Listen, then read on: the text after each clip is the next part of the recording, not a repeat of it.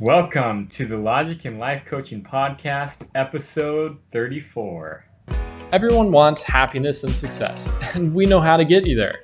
Come listen to the Leadership Society of Arizona as we teach a proven logic to help you simplify life, overcome challenges, and predict the future. You're listening to the Logic and Life Coaching Podcast. Welcome to the Logic and Life Coaching Podcast. My name is Chuck Solanas, and we're joined by Dr. Jacob Kashiwagi, as well as my wife, Kay. Hello. Hello. Kay. So we're very excited to have Dr. Jacob back once again to answer the life's greatest questions. And Kay will ask one of these questions today, or actually a couple questions today. So are you ready? I am ready. Very excited, Kay. Okay. Great, let's do it. How do you accept changes that you don't like or things you cannot change? I see.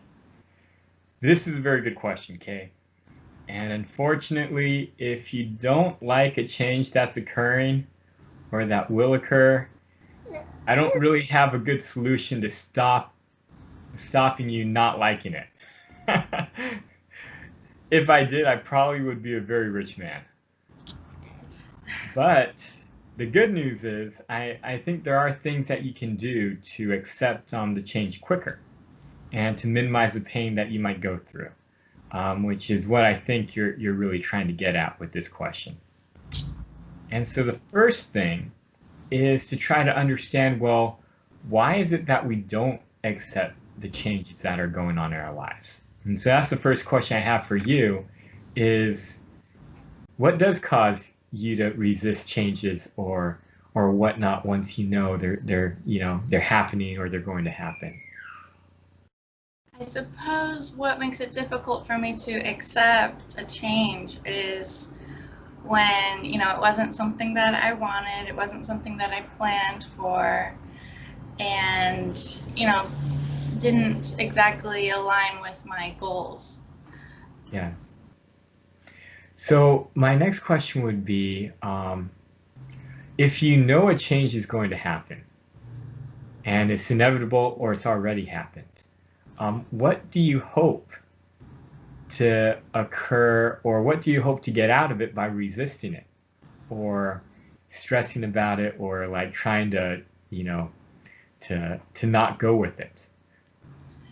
Well, I suppose it's very natural for people to want to feel like they're in control of their own lives, but I don't think you get anything out of that other than trying to be in control when it's obviously, there's some things that you can't. Yes, it's kind of interesting, right? We don't normally step back and say, why am I resisting and what do I hope to get out of this? We just want to resist because we just know it's not what we wanted to happen. But that's, it's part of the understanding of how are we going to accept it quicker. And I think at the root, and the reason that most people will resist and why everybody usually resists and wants to try to do something different, is because in our heart, we think we can change it. In our heart, we think if we resist hard enough and long enough, we can prevent this thing from happening. Or we can make it so that it happens the way that we want to happen, or we can control it somehow, right? And I think you're right in that. We want to control it, and we think in our heart that if we resist long enough or with enough power, we can do something about this, right? Unfortunately, history shows that usually many changes that we don't like, they will happen anyway, regardless of how much we resist. And so this becomes a game. This becomes a game of, can we convince our mind to realize that we're wasting our energy? And that if we just accepted it and moved on with it, that we could do more good in our life. So I have a couple of suggestions on how we might be able to do this. Okay, the first, learning more about the situation. And I think one of the only reasons why we feel we can change it is because we don't really understand exactly all of the parameters involved, exactly what's going to happen, or exactly who people are. And I can't tell you how many times that I've talked to people in a disagreement, and they're disagreeing, right? Because they're trying to change each other's minds. And then you sit down with one person, you find out how they really feel about it, and you realize there's no way they're going to change their mind. But the other person just didn't know. They just didn't know how they really felt about the situation. So in learning more about the situation, it can kind of help us. And it can kind of help us be able to figure out kind of what's going on and things. So like figuring out one of the things is immediately I can say is just trying to figure out why you don't want to change. Have you ever like resisted something and when you step back you're like, well, why don't I even want this? Right, Or yeah, it gives you a chance to reevaluate what you want, what your goals are, and yeah, sometimes the changes can be a good thing. exactly. Turned around and you think like, oh, this isn't what I wanted, but it actually works out. Yes. And so one is like just reassessing what you're feeling. Why don't you want this? Why are you so upset? Why are you resistant? What do you really want, right, in life or with whatever is associated with this change? The second is understanding what's possible from everyone else involved. So, for example, it might mean like it could be like where to move or like what movie to watch one night or whatever, and these things are changing and you don't like the movie picked or you don't like this change in your life and where you have to be located, or you don't like maybe a change in direction of where your life is even headed, whether it's going to school or now it's working, whatever it might be. um, you know Part of it is also understanding, well, what can other people deal with, right? Because usually a big change in your life deals with more than just you, especially with the both of you having a family of 2 kids and whatnot. Sometimes you're hoping something happens, but you don't really understand maybe how Chuck feels, or the constraint of what your children are willing to allow. Um, and so in learning more about them and how they feel about it, what their capabilities are, and assessing who they are, sometimes that also helps your mind to realize, oh yeah, that's not even possible what I want, because Chuck would never go with that. Or with Chuck, Chuck might be able to figure out, oh yeah, I wanted this, but Kay is totally opposite of that, will never accept it, isn't even ready for something like that. So, that's not possible. And so that's why we have to go this way. Does that make sense? Yeah. Yeah, I think it does. To kind of gauge where everyone else is at. Yeah, it's kind of like understanding what the non-negotiables are in relationships or whatever. I think we were talking about this on another podcast when Jake Gano was here. It's just about understanding, well, what can the other person actually, what are they okay with and what are they not okay with? And then if they're not okay with it, then just making sure that you don't do that. Yes. Yes. The next piece of advice I have would be talk with other people about it. One of the things that allows you to be able to figure out, what's going on and help your mind realize this is for real, this is where we're really headed, and this is a change that has to take place, is to talk it out with people. The more people you talk to, it does 2 things. One, it helps you understand what you feel in your own mind, and so it helps you learn more about yourself. But 2, it gives you another person who's not involved, and they can give you feedback on it. And oftentimes, their feedback is better than someone involved in the change because they have nothing at stake, and it's not a personal thing for them, so they can, they can tell you what they feel, and you won't have to take offense to it since they're not like, they don't have anything at stake in it. So that's another piece of advice. Now the third would be meditate.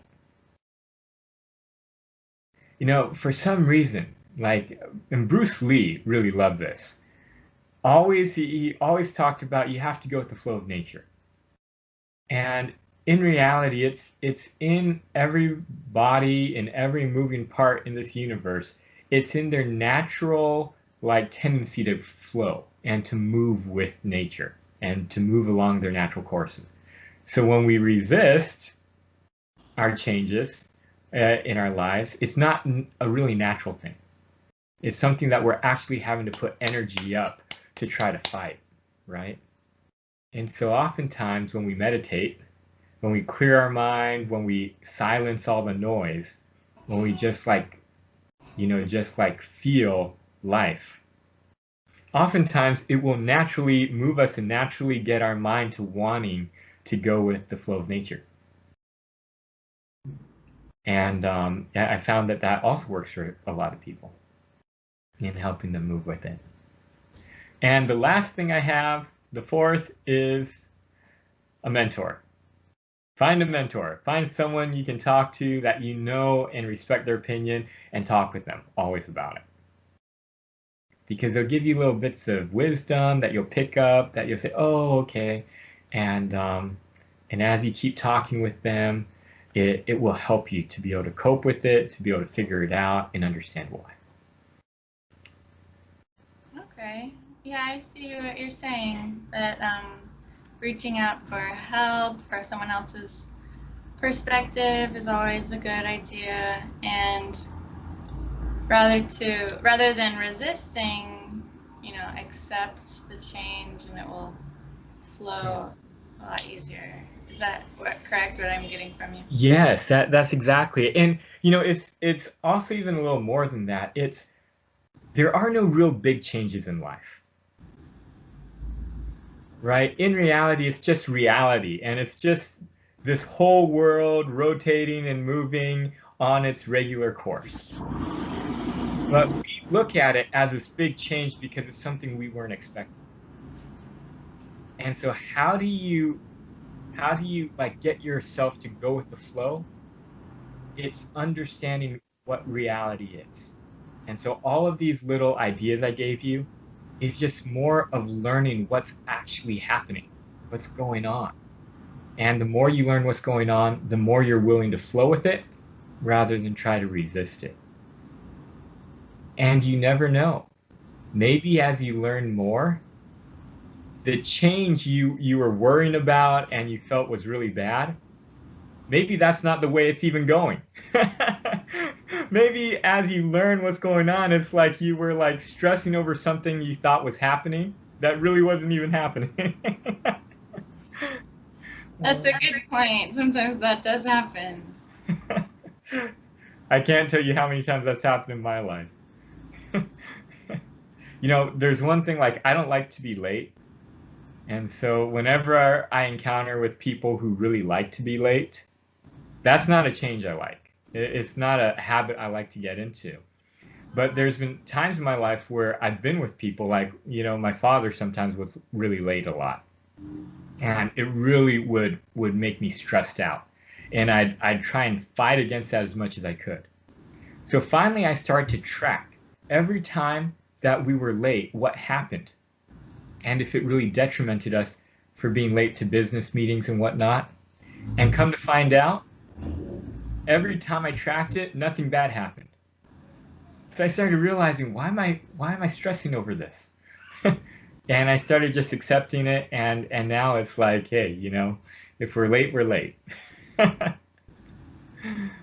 that's good then. You could see it when you tracked it. You could see that, even when it happened, even when you were late, it turned out okay.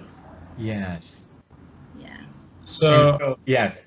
Go on, Chet. Yeah, so you were saying that if you don't like something that's happening, when you try and resist it, that's probably a bad thing, right? Well, it's whenever you resist in life, you always have to exert more energy than just relaxing and being at peace. And Mm. so whenever you find yourself resisting life, maybe you just are missing something. So the more you learn about reality, about what's going on around you, about the people around you, about how you feel, the more you learn about that, then the more calm you can be and the more at peace you can be. How do you know you're resisting something? When you're stressed out. Mm. when you're doing this, you know what this is? I don't know what that is. This is doing a lot of things really fast when you're always busy. Okay. So if you're not doing this, then you're fine. Yes, it's when you're doing this. When you're doing this, then you know Just you're being fine. relaxed. Yeah. When you're relaxed, you're smiling, you know, then you know you're not resisting life. Okay. And so another question, if you set a goal, let's say that something comes up and changes the whole environment or your trajectory. Yes. So you would say, okay, I accept this. There's less stress. And then would you say make a new goal with where you're at now?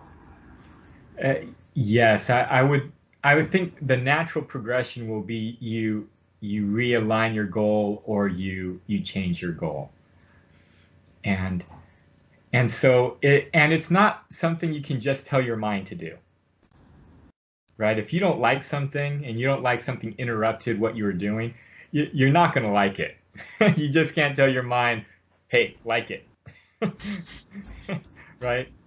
But as you learn about the people around you, as you delve more into, well, what did you really want out of the goal, and what do you want for your life?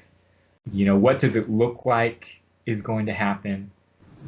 You learn more about reality, and it will help your mind to say, okay, that wasn't the correct goal in the first place. So maybe I'm going to change it to this. Did that make sense? Yeah. Yeah, it does. Yeah. Okay. Hey, Well, very great. good. Well, thank you so much, Dr. Jacob, for answering Kay's questions.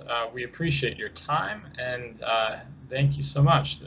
We hope our listeners enjoyed listening and our viewers enjoyed watching. Have a good day. Thank you for listening to the Logic and Life Coaching Podcast. It would be great if you could take a moment to write us a review. For any questions, comments, or topics that you would like to have addressed on the show, email the team at leadaz.org. To learn more about the Leadership Society of Arizona, visit us at leadaz.org.